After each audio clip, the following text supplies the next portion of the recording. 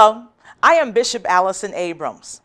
Welcome to the Bishop Allyson Abrams Show, where I believe truth empowers. Each week, I will bring topics to you that I believe you should be aware of. I will give you my professional opinion on the topics and probably some necessary suggestions too. We will talk politics, religion, real estate, education, and life. My life's training and education allows me to speak in all of these areas. I'm a trained pastor and bishop. I currently pastor Empowerment Liberation Cathedral and have almost 15 years of pastoral experience. I'm a former politician, trained in politics through Michigan State University's Political Fellowship Program. I am a licensed realtor, holding licenses in Michigan and the District of Columbia. I have over 8 years of real estate experience. I have an earned doctorate degree. I was also elected as a former school board trustee and served on the board as president. I have some great topics to share with you on today, so stay tuned. We'll be right back. Great news. Pending home sales are on the rise in the United States of America. According to the National Association of Realtors, buyer demand at the beginning of 2015 pushed pending home sales in January to their highest level since August 2013. They say the difference this year is the positive factors supporting stronger sales, such as slightly improving credit, more jobs, and slower price growth. Pending home sales experienced the largest increase. I want to let you know the largest increase was in the South. The South increased 3.2% in January. These are some great numbers to hear about when we think about the economy here in the United States of America. One of the things that I wanted to present to you today is buying versus renting. What is the reason a person would rent when they would have the opportunity to buy? You have to ask yourself, when you consider whether you should buy, how long do I plan to stay in this particular place? And then you want to ask yourself, what are the mortgage details? You have to know what you will be paying, what your interest rate will be, your mortgage insurance would be. You have to ask yourself all of those questions and factor in all of those things. The cost you incur at closing when you buy versus just being able to pay a security deposit when you rent. You have to know that there will be monthly expenses expected of you, and sometimes unexpected miscellaneous expenses when you talk about buying. And so I just wanted to share with you my opinion about renting versus buying. The decision in essence is yours, but there are some things to think about. When you look at renting, you have the wonderful luxury of saying, well, the owner has the overhead of taxes. The owner has to do the repairs if something breaks down in the place that I'm renting.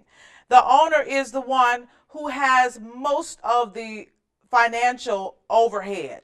And so that's a great thing when you talk about renting, because some of that money you can keep in your pocket. Also, you may, yes, have small bills like keeping the grass cut. You may have snow removal. You may have some landscaping, but those are minor things in comparison to the large expenses of owning a home. If you're renting a condo, you may not even have those expenses because they may be included in your condo fees.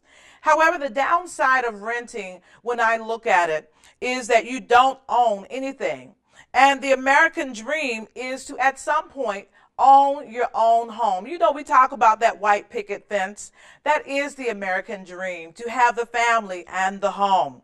Also, the downside is you don't get the tax write-off at the end of the year for your mortgage expenses. Everybody likes to be able to write something off on their taxes. And so that's another downside. And you can, yes, claim your amount of rent that you are paying on your taxes, but you don't get the large benefit of mortgage and insurance write-off on your taxes. Now, when you talk about buying a home, There are some benefits. One is you can say, this home belongs to me. I am the owner of this home. And that's always a great benefit. You can also do whatever you choose to do with your home because it's yours. If you want to change the paint, you don't have to ask anybody, can I change the paint? If you want to add to the kitchen, you don't have to ask anyone, can I change the kitchen? If you want to add a garage, if you want to add a bedroom, you have the decision to do that because it belongs to you. You also have a great investment. Buying a home is a great investment that is sure to appreciate now that the economy is turning around. So you don't want to miss the opportunity to have the investment of home ownership. You can also use it, if you choose, as additional income. You can get a renter in your property that will be able to thus allow the money to be paid for, the expenses to be paid for. So you can do anything you choose to do with that. However, the downside may be there are many more expenses than you're able to afford at this time. So once again, the decision is yours. I just wanted to present you with the pros and cons to each, buying versus renting. What will you do in this economy? The state of Indiana is considering being the first state in the United States of America that will legally allow baby boxes to allow mothers to abandon their infants safely. Representative Casey Cox has written a bill that he says is a natural progression of the safe haven laws that are in all of the 50 states as well as the District of Columbia. This box will be like a metal box. It looks like just a regular box, but inside of the box, it will have a what is called a thermometer type thing, where if it's hot, it will cool the baby. If it's cold, it will warm the baby. It also will have a sensor in it that will recognize when there is a certain weight put in this box that will thus notify the persons who are monitoring these boxes. It is supposed to be a way out for mothers who are challenged, for mothers who don't know what to do, for mothers who may be afraid and don't have any way of providing for the baby. Many places already have something similar to this, where persons can abandon their children safely. And so it's Indiana trying to be on the front end of this law by saying we will be the first state to officially legalize this and thus add the churches and other nonprofits who deal with protection and welfare of young children. My opinion is the box, yes, we do want to have safe havens for mothers and for babies, but we also don't want to send the message that abandoning children is okay. Are we now encouraging mothers to abandon their babies by having baby boxes in many places? I just wonder about the message that this is sending out. And some of you, I'm sure, are wondering the same thing. Are we saying when times get hard, it's okay to abandon ship? It's okay to be relinquished from all of your responsibility? Somebody understands what I'm saying today. What message are we sending out to our young people that may, yes, find it a struggle to take care of a baby, find it a challenge? It may say, oh, it's not convenient because I still want to go out with my friends. I still want to party. What message are we sending out by saying this? And so I really want us to think about it, because many mothers did not know how they were going to provide, but they did. Many mothers did not know how they were going to make it, but they never dropped their children off, never dropped their newborn babies off. Many mothers didn't have a host of relatives, didn't have a village to assist them, but they did not abandon their newborn babies. And so we should not encourage others to negate their responsibilities. Providing a safe place and more hygienic place to drop babies off, yes, I am totally in support of that. I believe that many babies over the years have been abandoned in trash cans. They have been abandoned in dumpsters. They have been abandoned in parking lots, abandoned in the woods, abandoned on doorsteps and in vacant lots and vacant places because the mother did not know what to do. Also, I do believe, yes, with people who are continuously monitoring these boxes, the babies won't be by themselves as long. But I want to say, we must begin to offer more parenting classes. We must begin to offer other avenues that can help families stay together, that can help mothers stay with their children, fathers to stay with their children. We don't want to just say we're pushing people towards abandoning any child or separating any family. I don't want to see us send out that message here in the United States of America. So I would say, yes, while it might be an advancement of the safe haven rule, I would like to see us do more on the Planned Parenthood. I would like to see us do more on motherhood classes and motherhood courses and what it's like to deal with hard situations and what it's like to handle responsibility even when you don't know how you're going to make it. And so I support Indiana in their thoughts of we don't want to have people continuously abandoning babies in unsafe places, but let us begin to see how we might support these mothers, how we might help them to keep their family together and to keep them with that infant that loves them so dearly. I recently read an article in the USA Today that said, is Black History Month still needed? I was a bit taken back by that subject, and I said, well, let me read on to see what could someone possibly be saying the reason they might want to end Black History Month. Carter G. Woodson, from what the writer was saying, did not intend for Black History Month to go this long. Carter G. Woodson was the one who came up with the idea to have Black History Month celebrated in the United States. It says that his goal was to ensure that the accomplishments of Black Americans were celebrated and eventually worked into school curriculum. And so when we look at that goal, I have to ask, has that been accomplished? Is that goal a goal for all of the school districts across America? And so I would have to say that Black History Month definitely should not be eliminated. I believe that as long as we have persons who don't know the contributions of many African Americans, there is no way that we should eliminate Black History Month. I believe that one of the misnomers is that persons feel that Black History Month is just for African American persons or persons from the Black or African diaspora. And I would have to say that that is incorrect. Black History Month is for everybody. It's for persons of all nationality, persons of all races, persons of all backgrounds. It's for everyone. And I believe until young African American children can name more than just Dr. Martin Luther King Jr. and Rosa Parks as Black activists, then we must still celebrate Black History Month. I believe until other children are able to say what the contributions of African Americans have been in this country, and even in technology, even in television, more than just NBA stars and athletes. Until they can do that, then we have to continue having Black History Month. I believe while we're still having racial tensions in the United States of America, in many cities, and we continue to have instances where it makes the news, I believe we still need to have Black History Month.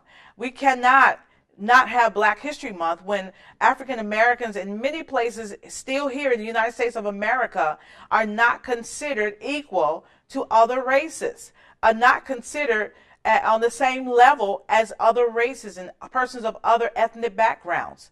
And so we must still let people know the contributions that African Americans have made and still make today.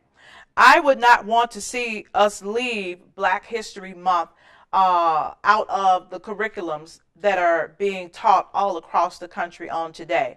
It's important to know everyone who has contributed and made this world a difference. It is for the entire world to know who has contributed in what way to our society. We must broaden the world's horizons. We must strengthen their viewpoints on the contributions of African Americans who live now and who have gone on. We've made significant contributions to society, and I believe that people should know those contributions that African Americans have made.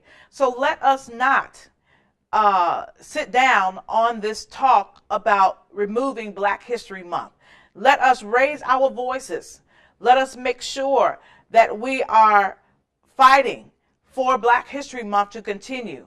We do want young people everywhere, in every city, in every state, in every county, in every parish, to know what our African American ancestors and currently those who are living now have contributed in these United States of America. So let us keep Black History Month in our country on today.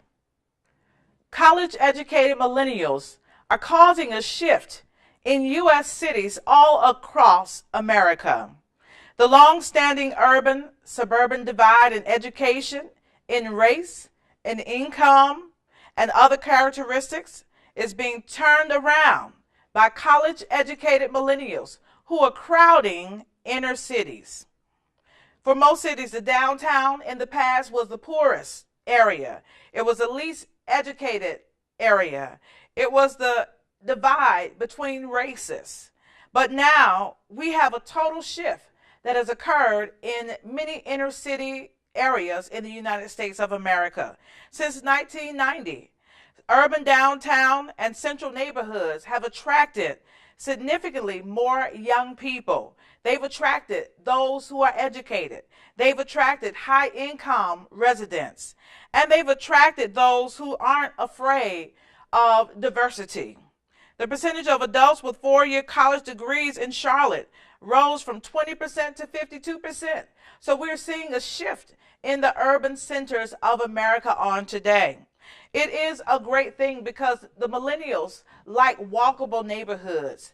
They like having growth communities. They like having everything that's easily accessible. And so now in the United States of America, our urban centers are now experiencing revitalization. And it's a great thing. It used to be that many people wanted to live in the suburbs, did not want to live in the inner cities. But we're seeing a mass exodus from the suburbs, and people are now returning to the inner city.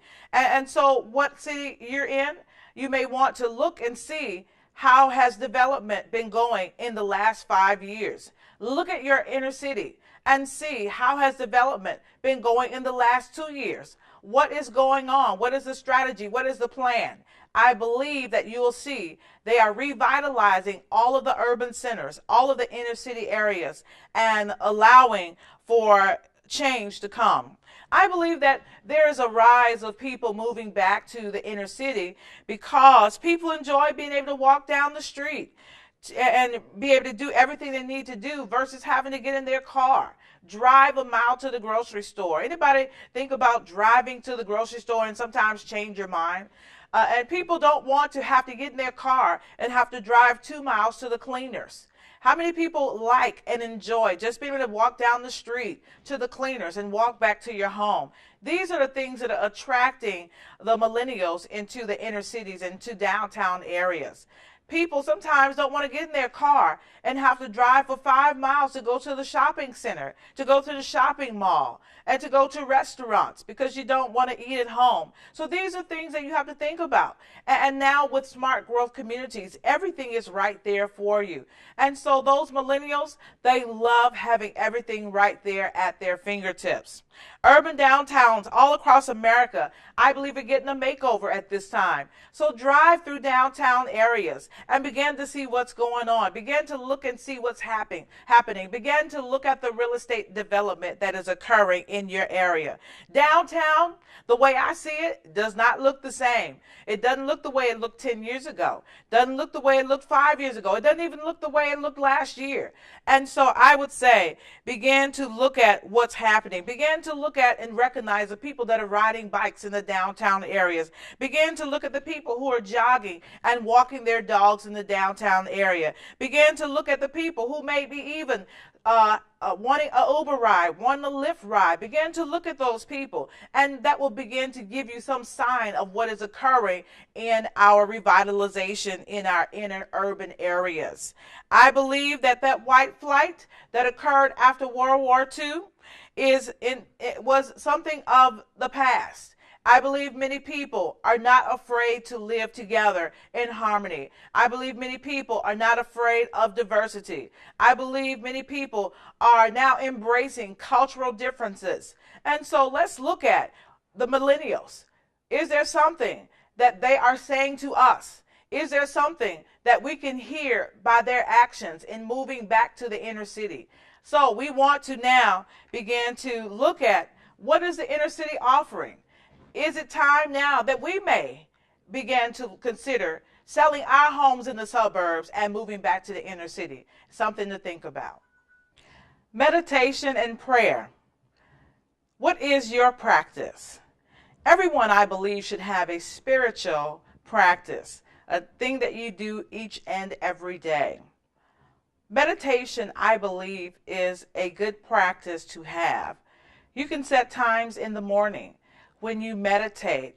You want to find a quiet space, a space where there's no disturbance in the energy, and just sit and meditate. Find a place to go. Clear your mind. Release all of the tension from your body. I believe that meditation would help to keep your body healthy and whole. Prayer.